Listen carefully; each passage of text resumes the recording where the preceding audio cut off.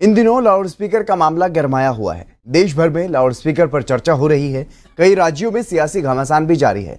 लेकिन इसी बीच त्योहारी सीजन को देखते हुए कोई भी सांप्रदायिक घटना उत्तर प्रदेश में ना हो, इससे बचने के लिए योगी सरकार ने नए नियम जारी किए हैं और सख्ती से पालना के आदेश भी दिए हैं, जिस पर हमारे संवाददाता दीपक कुशवाहा ने बीजेपी के राष्ट्रीय प्रवक्ता सुदेश वर्मा से खास बातचीत की है। उत्तर प्रदेश में अब धार्मिक स्थलों से लाउडस्पीकर को हटाए जाएंगे। अवैध लाउडस्पीकर जहां भी लगे हैं वहां पे अब राज्य सरकार का आदेश है कि वहां से लाउडस्पीकर को हटा दिया जाएगा। ऐसे में हमारे साथ बातचीत करने के लिए राष्ट्रीय प्रवक्ता बीजेपी से सुदेश वर्मा जी है।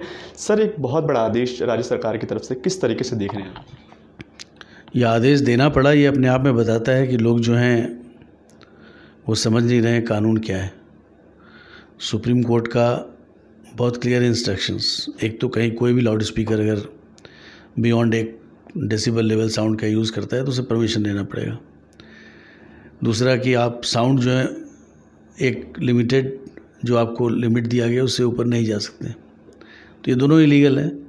तो जो इलीगल है उसको हटाना सरकार का तो कार्य है ही, और ये बहुत वेलकम स्टेप है, क्योंकि इससे लोग डिस्टर्ब होते हैं। आपने देखा कि लोगों ने बहुत कंप्लेन भी किया है। आपकी आस्था ऐसी नहीं होनी चाहिए कि दूसरों को डिस्टर्ब करे, और ये सभी के लिए है, ये कोई एक कम्युनिटी के लिए नहीं है। और हम उम्मीद करते हैं कि इसे लोग बहुत वेलकम करेंगे और खुद ब खुद जो इलीगल लाउड स्पीकर्स हैं उनको हटा लेंगे। सर, उत्तर प्रदेश में हमने देखा गया कि जिस तरीके से लाउडस्पीकर बजते थे, चाहे वो मंदिरों की बात करें, मस्जिदों की बात करें, धार्मिक माहौल से लोगों के अंदर तकरार भी बहुत ज़्यादा इससे उत्पन्न होती थी। लोग कहीं ना कहीं चैलेंजिंग रूप में इसको लेने लगे। आप क्या लगता है कि कहाँ अगर ये चीज़ें बंद होती तो क्या फ़र्क पड़ेगा? बिल्कुल ऐसा नहीं होना चाहिए, क्योंकि जैसा मैंने बताया कि किसी की आस्था से दूसरे को परेशानी क्यों होगा जब तक कोई डिस्टर्ब नहीं करना चाहे जानकर। और एक लिमिट इसलिए दिया गया है, डेसिबल लिमिट इसलिए दिया गया है कि आप डिस्टर्ब नहीं करिए। उसको नहीं मानते हैं, इसका मतलब आप समाज में अराजकता पैदा करना चाहते हैं। और देखिए, रिएक्शंस जस्टिफाई नहीं किया जा सकता, फिर भी रिएक्शंस तो होता ही है। तो अगर एक कानून आता है जो सभी के लिए बराबर है तो सभी को वेलकम करना चाहिए, और इसका सख्ती से पालन किया जाए, इम्प्लीमेंट किया जाए, तो समाज में शांति बनी रहेगी। एक धर्म की कुछ आवाज़ें दूसरे धर्म के लोगों को ख़राब क्यों लगेगा? जैसा आप देखिए, मुंबई में हनुमान चालीसा पढ़ने से किसी को क्या बुराई हो सकती है, बताइए? क्योंकि कोई हनुमान चालीसा पढ़ रहा है, आप कहीं बैठ के पढ़िए, उससे क्या फ़र्क पड़ता है? किसी को क्यों दिक्कत हो रही है? दिक्कत किसी को नहीं हो रही है। सिर्फ जो राजनेता जो सो कॉल्ड सेकुलरिज्म के लवादे को ओढ़े हुए हैं और अपनी राजनीति करना चाह रहे हैं, दिक्कत उनको हो रही है।